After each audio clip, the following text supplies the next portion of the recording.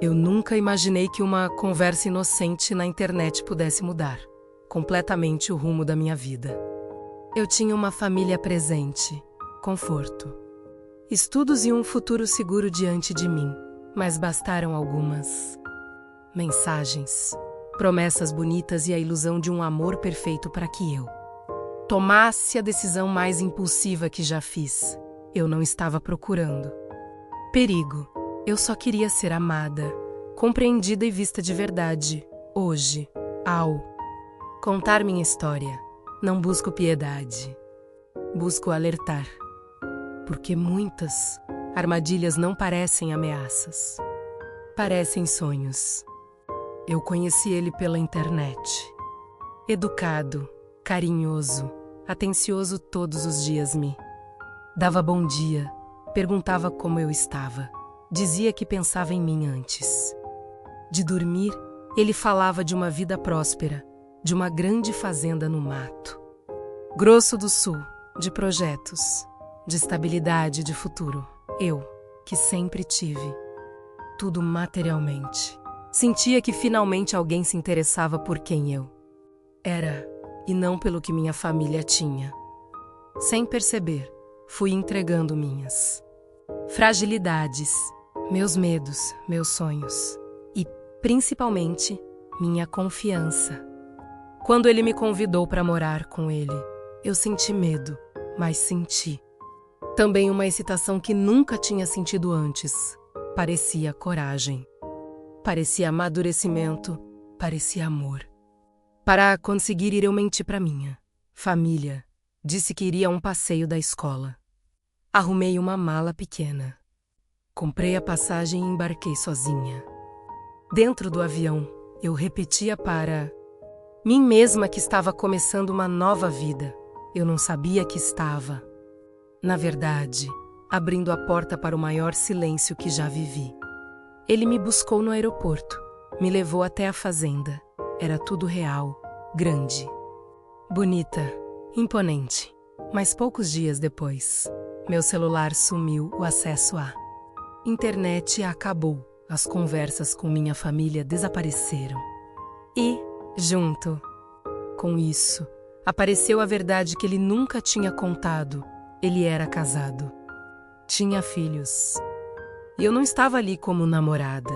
Eu estava ali para servir, limpar, cozinhar, lavar, cuidar da casa, sem salário, sem documentos, sem transporte, sem direito de ir embora.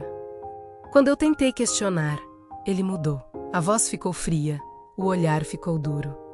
Ele disse que eu não conhecia ninguém naquela região, que não tinha dinheiro, que não tinha para onde ir, que, se eu quisesse um teto, eu deveria obedecer. Foi naquele instante que eu entendi, eu não estava em um relacionamento. Eu estava presa em uma fazenda, presa em uma mentira, presa em uma decisão que eu mesma tinha tomado sem imaginar as consequências. Foram 2 anos sem amigos, sem redes sociais, sem notícias da minha família, sem datas, sem aniversários e sem futuro.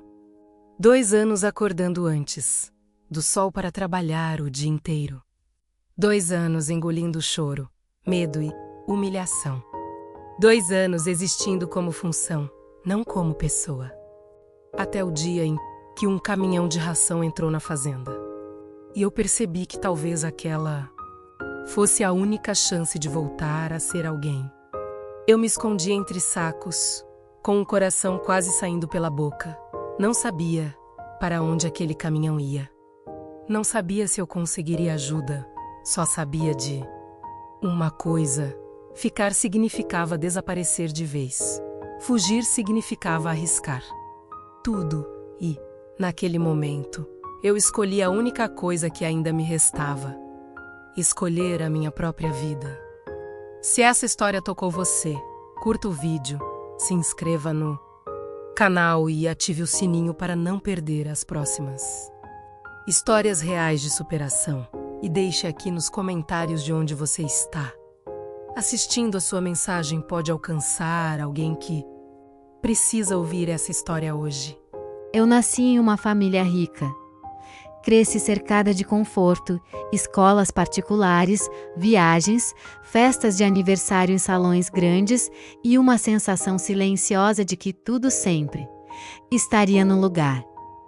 Meus pais sempre trabalharam muito para me dar o melhor, mas, como acontece em muitas famílias estruturadas, o tempo junto foi ficando cada vez mais raro. Eu tinha tudo menos presença, aprendi cedo a ser independente, tinha meu próprio quarto, meus próprios sonhos, minhas próprias vontades. E talvez por isso também aprendi a guardar minhas inseguranças em silêncio. Eu era boa em sorrir, em mostrar que estava bem, em parecer forte. Mas, por dentro, carregava uma carência que eu mesma não sabia nomear. Foi nesse espaço vazio que as redes sociais começaram a ocupar um lugar importante na minha vida. Ali eu me sentia vista. Curtidas, mensagens, comentários, conversas longas e pela madrugada. Eu gostava da ideia de que alguém, em algum lugar, se interessava genuinamente por mim. Foi assim que conheci ele. Uma conversa simples, quase banal, que começou com uma reação em uma foto e terminou em horas de troca de mensagens todos os dias.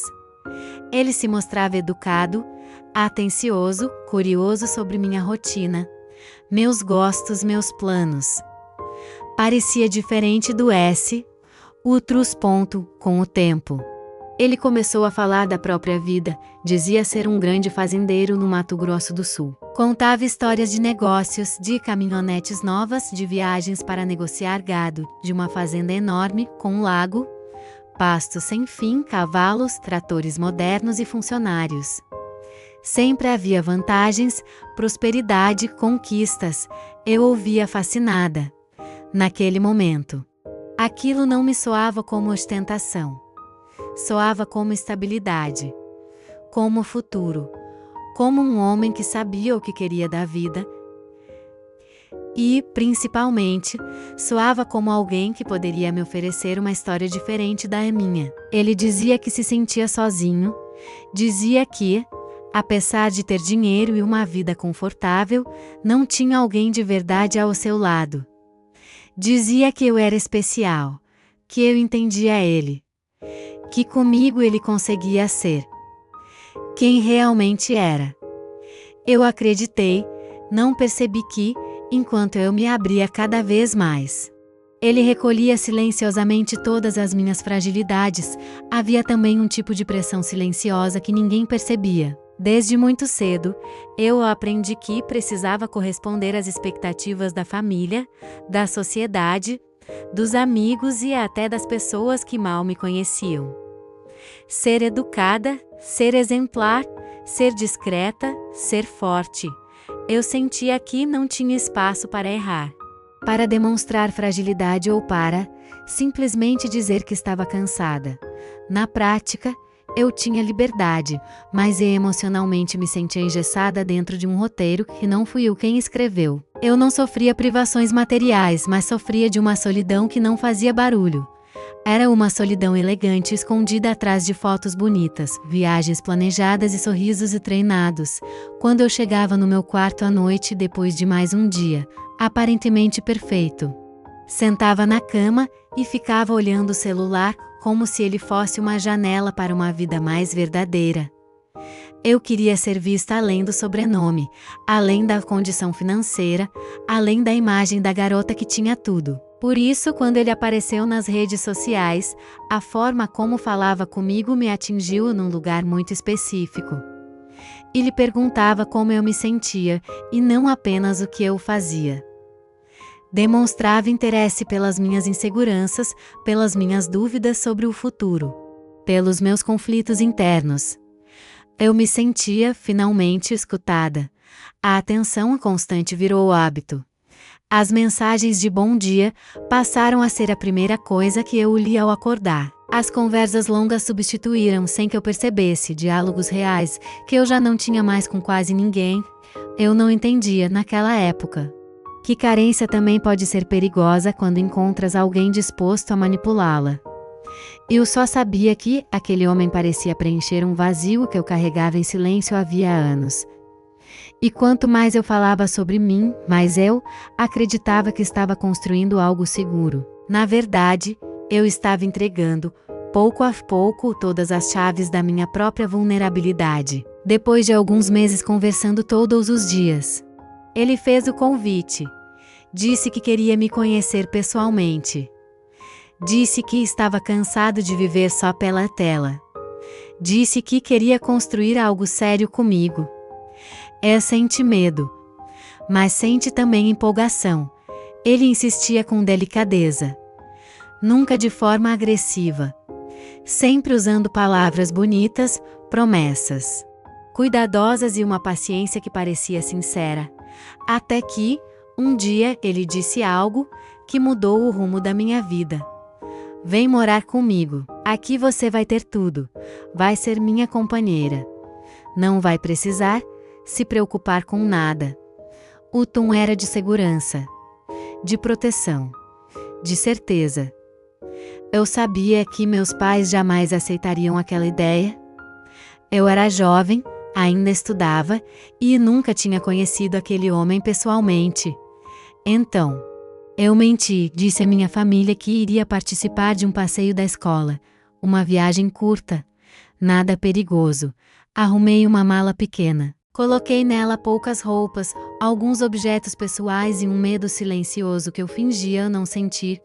Comprei a passagem, peguei um voo e deixei para trás a minha casa sem saber que, naquele momento, eu estava atravessando uma fronteira muito maior do que um simples estado quando o avião pousou. Meu coração parecia bater no pescoço. Ele estava lá, me esperando. Era real. Ele sorriu, me abraçou, pegou minha mala e disse que estava feliz por finalmente me ver. Durante o caminho, vi paisagens abertas, estradas longas, campos verdes. Tudo parecia confirmar a história que ele havia contado. Quando chegamos, eu vi a fazenda. Era grande. Era real. Naquele instante, uma parte de mim pensou: eu estava errada em desconfiar. Mal sabia eu que aquele seria o último pensamento tranquilo da minha antiga vida. Antes da viagem, ele passou a controlar cada detalhe, sem que eu percebesse. Perguntava a que horas eu saía de casa, quem me buscava, quais professores eu tinha, quais amigas eram mais próximas. Dizia que era apenas cuidado, que gostava de saber da minha rotina, porque se preocupava comigo. Eu interpretava aquilo como zelo, como interesse verdadeiro. Hoje entendo que era o início de um mapa silencioso da minha vida. Ele também começou a diminuir, com sutileza, a importância da minha família. Dizia que meus pais eram protetores demais, que não entendiam meus sonhos, que eu já era adulta, o suficiente para decidir meu próprio caminho. Falava como se estivesse do meu lado, como se estivesse me libertando de uma prisão invisível que, na verdade, não existia. Na véspera da viagem, quase desisti. Senti um aperto no peito que não soube explicar. Tive vontade de contar a verdade para minha mãe, mas o medo de decepcioná-la falou mais alto. A mentira sobre o passeio da escola saiu da minha boca com uma naturalidade que até hoje me assusta. Eu repeti a história tantas vezes que comecei a acreditar nela. No aeroporto, enquanto aguardava o embarque, minhas mãos suavam. Eu observava a família se despedindo, crianças correndo pelos corredores, pessoas reclamando de atrasos. E pensava em como tudo parecia normal demais para o tamanho da decisão que eu estava tomando. Ninguém imaginava que eu estava deixando minha vida inteira para trás, sem um plano de volta. Durante o voo, fiquei olhando pela janela e tentando imaginar como seria minha nova rotina. Ele dizia que eu poderia estudar depois, que poderia trabalhar se quisesse, que teria a liberdade para construir meu próprio caminho ao lado dele. Aquela promessa de recomeço era sedutora. Eu acreditava que estava sendo. Corajosa. Não percebia que, na verdade, estava sendo conduzida. Quando o avião começou a descer, senti uma mistura estranha de expectativa e medo. Eu ainda acreditava que estava indo ao encontro de um futuro melhor. Não fazia ideia de que estava me aproximando do lugar onde minha voz seria lentamente silenciada. Nos primeiros dias, tudo parecia apenas estranho. Eu não conhecia ninguém. Não sabia onde ficavam as coisas. Não entendia a rotina daquele lugar. Ele dizia que, com o tempo, eu me adaptaria. No começo, pedi o meu celular emprestado. Disse que precisava resolver algo urgente. Depois, passou a dizer que não era bom eu ficar muito nas redes sociais. Que aquilo só trazia problemas. Que gente de fora não precisava saber da nossa vida. Quando percebi, meu telefone já não estava mais comigo. Meu acesso à internet havia desaparecido. E, junto com ele, minha voz. Alguns dias depois, descobri a verdade. Ele tinha esposa e tinha filhos. Eles moravam naquela mesma fazenda. Eu não fui apresentada como namorada. Eu fui apresentada como alguém que iria ajudar na casa. Aos poucos, foi entendendo o papel que ele tinha reservado para mim. Eu limpava, eu cozinhava, eu lavava roupas, eu cuidava da casa, eu servia e não recebia nada. Quando questionei, ele mudou, a voz ficou dura, o olhar frio. Ele disse que eu não tinha para onde ir. Disse que eu não conhecia ninguém naquela região. Disse que meus pais já deviam ter seguido a vida. Disse que eu precisava ser grata por ter um lugar para ficar. Foi naquele momento que compreendi, com um choque silencioso, que eu não estava ali, por escolha. Eu estava presa. Depois daquele primeiro confronto, a rotina passou a ser vigiada. Ele começou a aparecer nos cômodos sem fazer barulho, observando se eu realmente estava trabalhando. Qualquer pausa era interpretada como preguiça. Qualquer erro virava motivo para humilhação. Não havia gritos constantes. Mas havia algo pior: a ameaça silenciosa. Um olhar bastava para eu entender que não deveria questionar nada. Tentei pedir para ligar para minha família. Disse que minha mãe ficaria preocupada. Ele riu, como se eu tivesse contado uma piada infantil. Falou que ninguém precisava saber da minha vida. Que aquilo só traria problemas para ele e para mim. Repetiu, mais de uma vez, que eu devia gratidão. Que ele tinha me buscado no aeroporto. Que tinha me dado um lugar para ficar. Aos poucos comecei a sentir culpa por querer sair, em alguns momentos. Eu pensava em simplesmente pegar a estrada e caminhar. Mas eu não sabia onde estava. Não sabia o nome da cidade mais próxima. Não conhecia rotas, não conhecia pessoas, não tinha dinheiro. Quando tentei perguntar como funcionava o transporte da região, ele respondeu que aquilo não era assunto meu. Foi ali que compreendi que a minha ignorância também fazia parte da prisão. O medo não vinha apenas dele, vinha da incerteza. Vinha da sensação de que, se eu tentasse fugir e falhasse, tudo poderia piorar. Eu não sabia até onde aquele homem seria capaz de ir para manter sua imagem e seu segredo. A presença da esposa e dos filhos tornava tudo ainda mais confuso. Eu vivia dentro de uma casa que parecia normal por fora, mas que escondia, em silêncio, a minha completa anulação. Com o passar das semanas, meu corpo foi aprendendo a obedecer, antes mesmo de qualquer ordem. Eu me levantava rapidamente quando ouvia passos. Diminuía o tom da voz automaticamente. Evitava olhar diretamente para ele. Era como se meu instinto tivesse entendido que sobreviver, naquele lugar, significava desaparecer. O dia em que aceitei sem discutir mais uma tarefa que não era minha, percebi que algo dentro de mim estava mudando. Eu já não me revoltava. Eu apenas executava. E esse foi o momento mais assustador de todos. Quando comecei a me adaptar à própria perda de liberdade. Os dias começaram a se confundir. Acordar antes do sol, trabalhar o dia inteiro, ouvir ordens, evitar perguntas, engolir choro.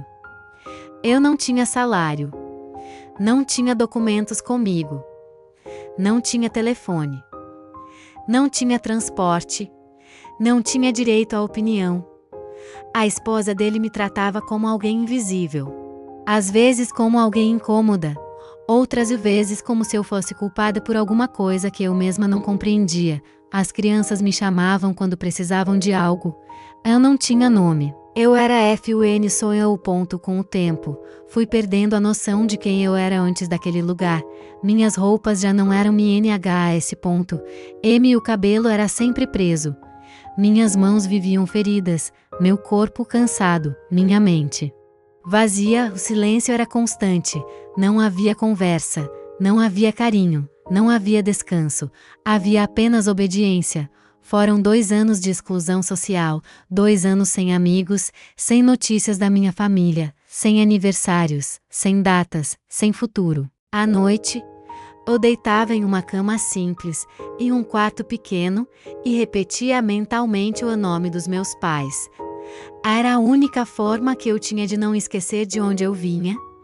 Houve um período em que comecei a ter lapsos de memória simples.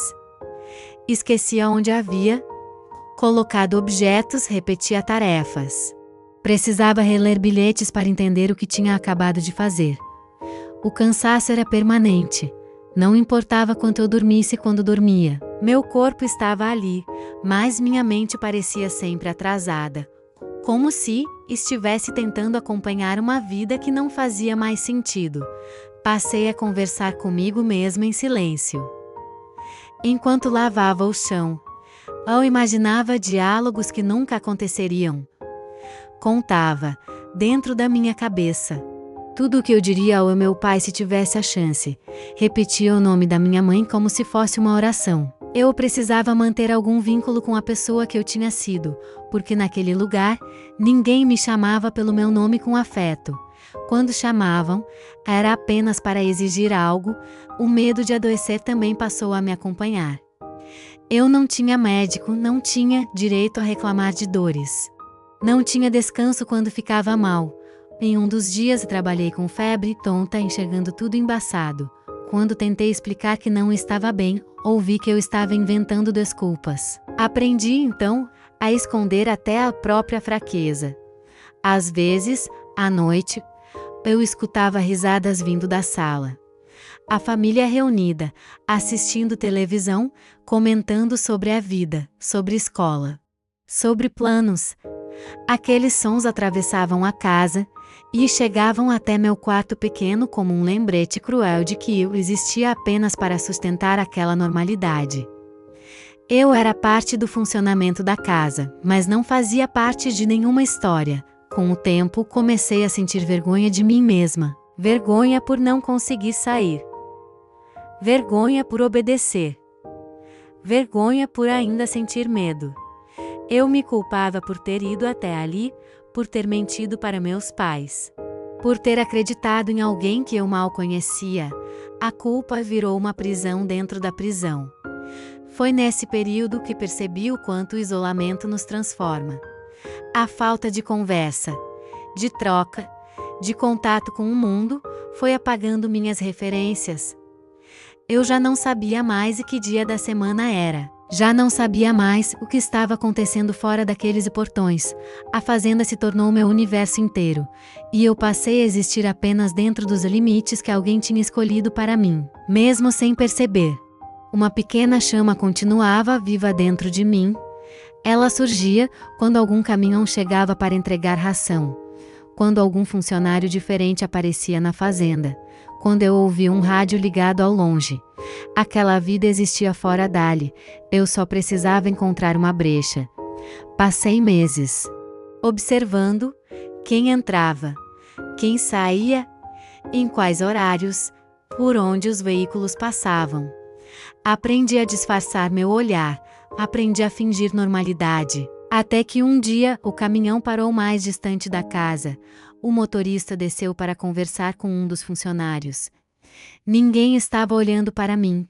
Meu coração começou a bater de um jeito diferente. Eu senti, pela primeira vez em muito tempo, que aquela poderia ser minha única chance. Não pensei, não planejei, não calculei consequências, apenas corri, subi pela lateral do caminhão. Me escondi entre sacos de ração. Meu corpo tremia. Meu estômago doía. Minha mente gritava para eu não fazer barulho. Quando o caminhão começou a se mover, eu chorei em silêncio. Não era medo, era alívio. Durante semanas, passei a guardar pequenos detalhes na memória como se fossem mapas invisíveis.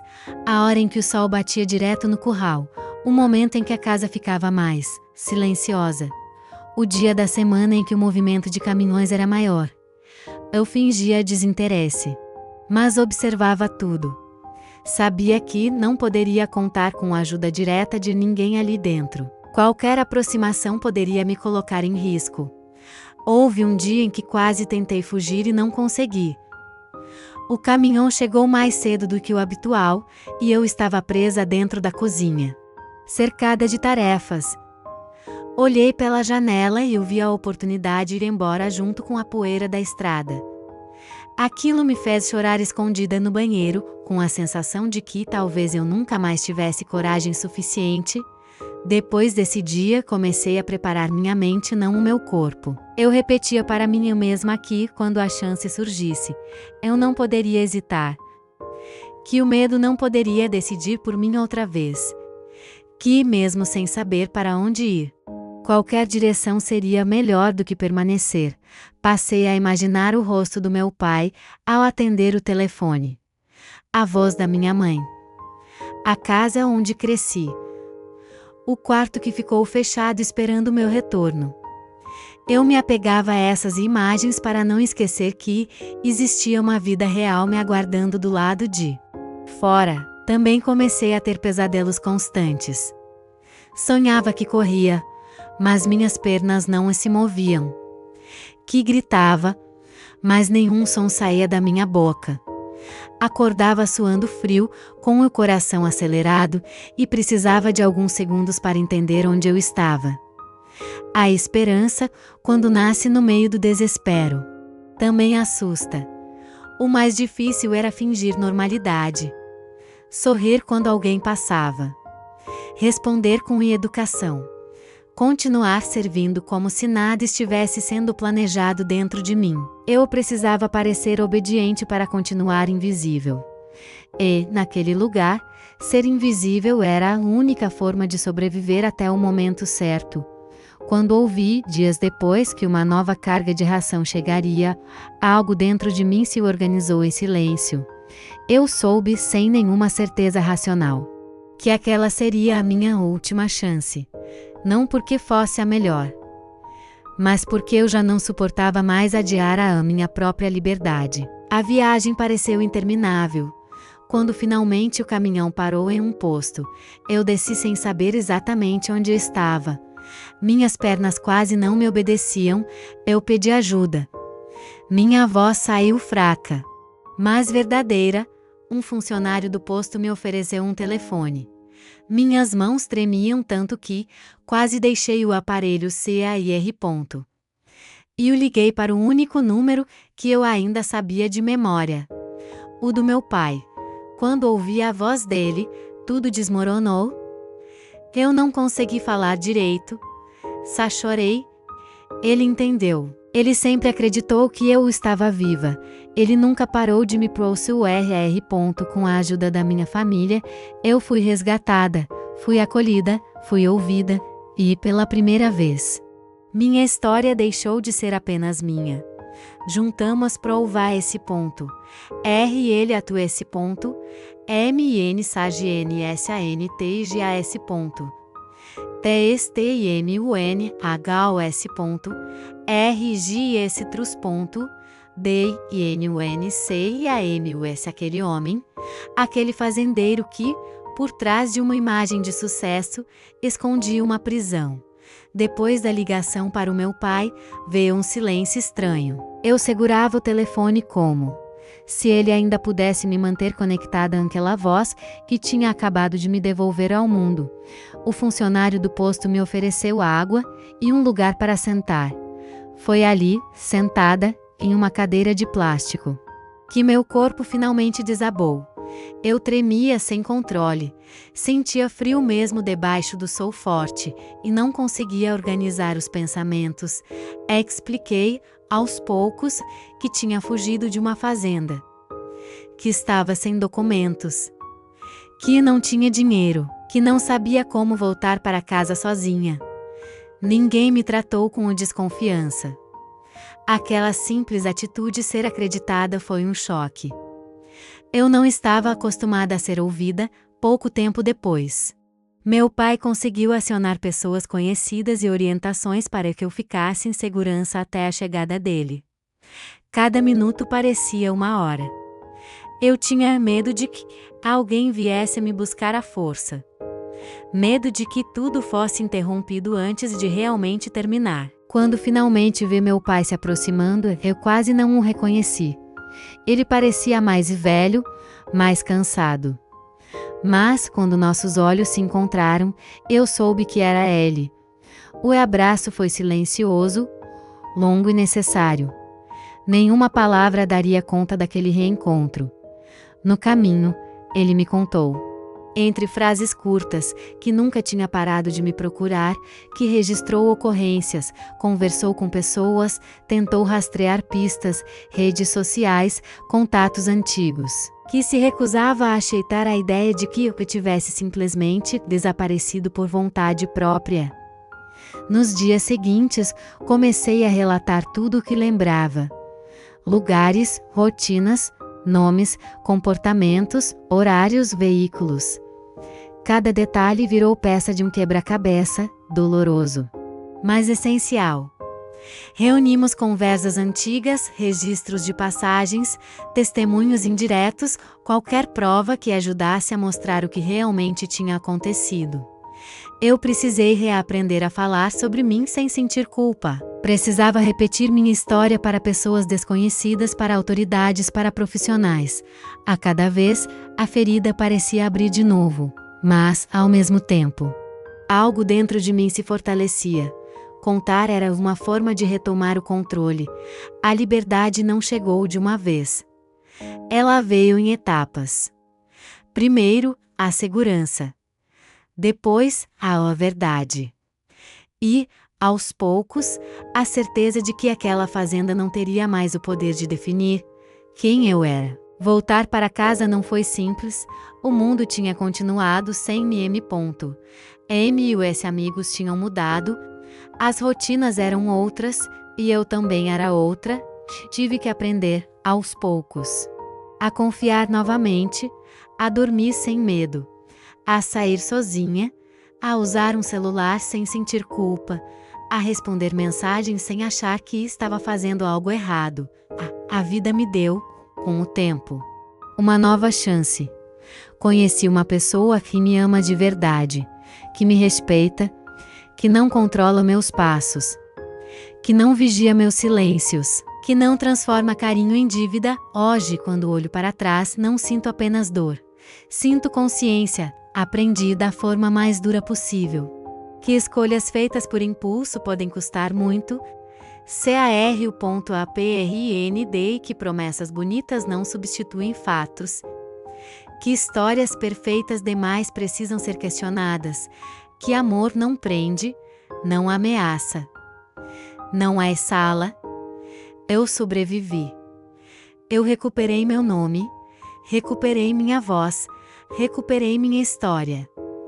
E, acima de tudo, recuperei a mim mesma. O processo de reconstrução foi lento e, muitas vezes, doloroso. Tive crises de ansiedade, medo de lugares abertos, medo de pessoas desconhecidas, medo até de portas fechadas.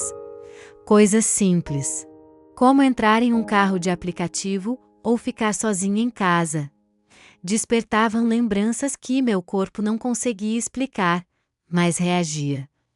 Precisei aceitar ajuda profissional, aprender a respeitar meus limites e compreender que sobreviver não significava, automaticamente, estar curada. Aos poucos, fui retomando pequenas decisões.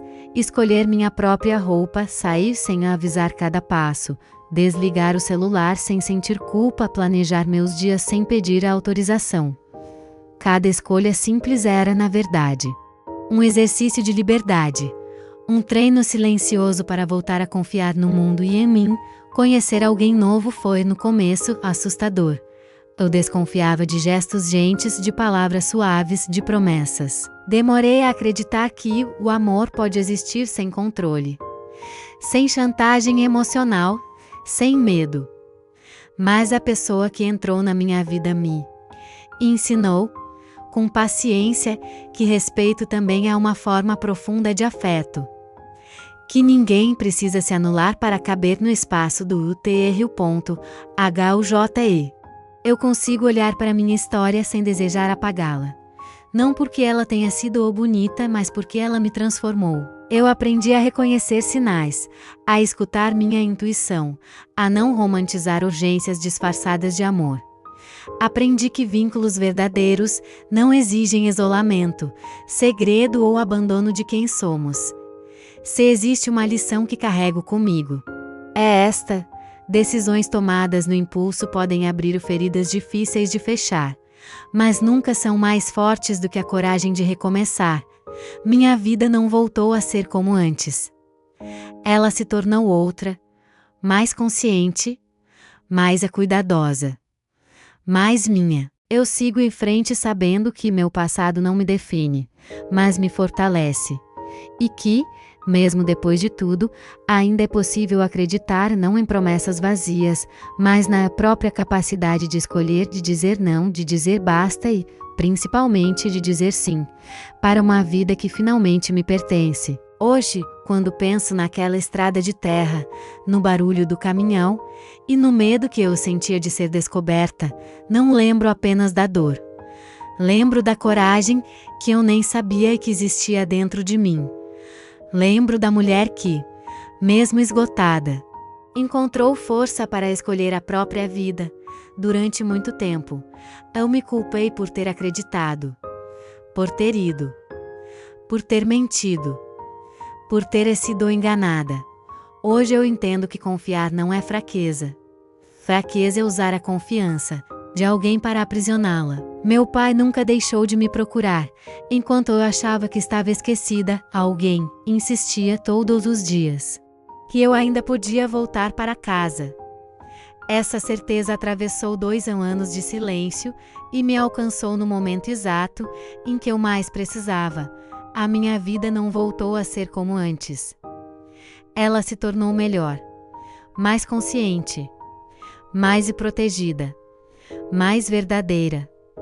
Eu aprendi que amor não pede segredo, não exige isolamento e não controla a sua liberdade. Se esta história chegou até você, que ela sirva como um alerta e também como esperança. Sempre existe um caminho de volta para si mesma. Eu não sou mais a garota que entrou em um avião acreditando em promessas. Eu sou a mulher que sobreviveu e escolheu recomeçar. Se essa história tocou você, deixe seu like, inscreva-se no canal e ative o sininho para não perder as próximas histórias reais de superação. Escreva nos comentários de qual cidade você está assistindo este vídeo. E, se puder, compartilhe esta história com alguém que precise ouvir isso hoje.